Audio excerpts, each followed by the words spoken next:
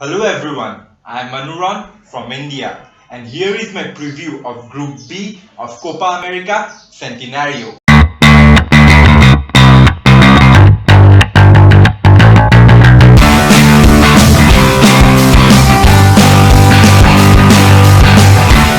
Group B has Brazil, Ecuador, Peru and Copa America debutants Haiti who will be fighting amongst each other for the top two positions in the group. Let's start with Brazil. Every tournament that Brazil plays, they have to deal with huge expectations from not only their home fans but football fans from all across the world. And this year it's no different. They have not won the Copa America since 2007 and it's high time that they win a tournament. Brazil had to choose from two summer tournaments this year, the Rio Summer Olympics and the Copa America Centenario, and it looks like they have given the priorities in winning gold in the Summer Olympics, which they have never done before. As a result, big names like Neymar, Thiago Silva, David Luiz and Roberto Firmino are not in the squad. In that case, goal scoring responsibilities will be shared by Douglas Costa and Jonas, both of whom had exceptional seasons in Europe. Coach Dunga has always built his teams on strong defense and Marquinhos, Felipe Luis and Miranda will see to that.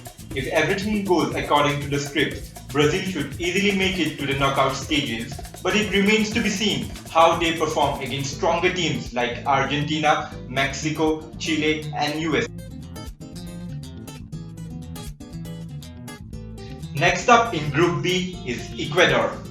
Ecuador in recent times has emerged as a decent footballing nation and they have given fair enough performances in the last year's Copa America as well as the 2014 FIFA World Cup.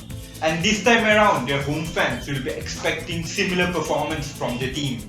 Antonio Valencia, Ener Valencia and Felipe Cacaido, well, forgive me if I butchered the pronunciation, will be the players to watch for L3. Antonio Valencia's recent return in form will be a very big boost for the team. His experience along with his explosive pace will be invaluable for the Ecuadorian team. On the other hand, Ener Valencia, who had a rather forgettable season with the Hammers, will look to bounce back and help his team proceed in the tournament. Ecuador traditionally has been very dependent on the physical ability of their players and coach Gustavo Quinteros will look to do the same.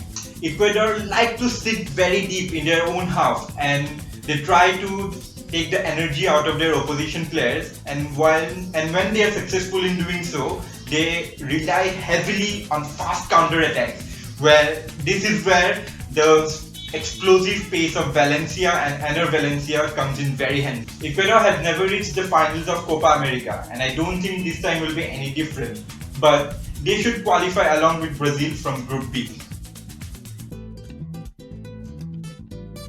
So next up in Group B is Peru, Los Incas. Last year around they had a very good Copa America tournament. They lost to Chile in the semi-final, but they won against Paraguay and secured the third place. Looking into the future, Peru has decided to go with a very young team with big names like Farfan and Pizarro being among the notable absentees. But at the same time, to balance out the team, Peru has decided to send experienced players like defender Alberto Rodriguez and forward Paulo Guerrero. It won't be fair to ask for the same performance like last year from this Peruvian team, but they should win against the debutant Haiti, and if somehow they can manage a favorable performance or result against Brazil or Ecuador, well, you never know, they might as well move ahead to the knockout round. The final team in the group are the debutants Haiti. They qualified for Copa America Centenario by defeating Trinidad and Tobago in a qualifying playoff match back in January. Well, they might turn out to be the whipping boys for the group, but then at the same time last year everyone expected the same to happen with Jamaica and they ended up giving very good performances and narrowly losing out to, in all their matches 1-0. So this time around, even though the Haitian team lose all their matches, they actually may end up giving us a very good matches to watch.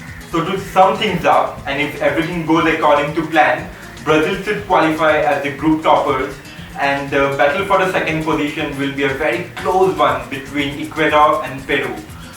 But my friends, football is a game of uncertainty, and don't be surprised if you see a few upsets.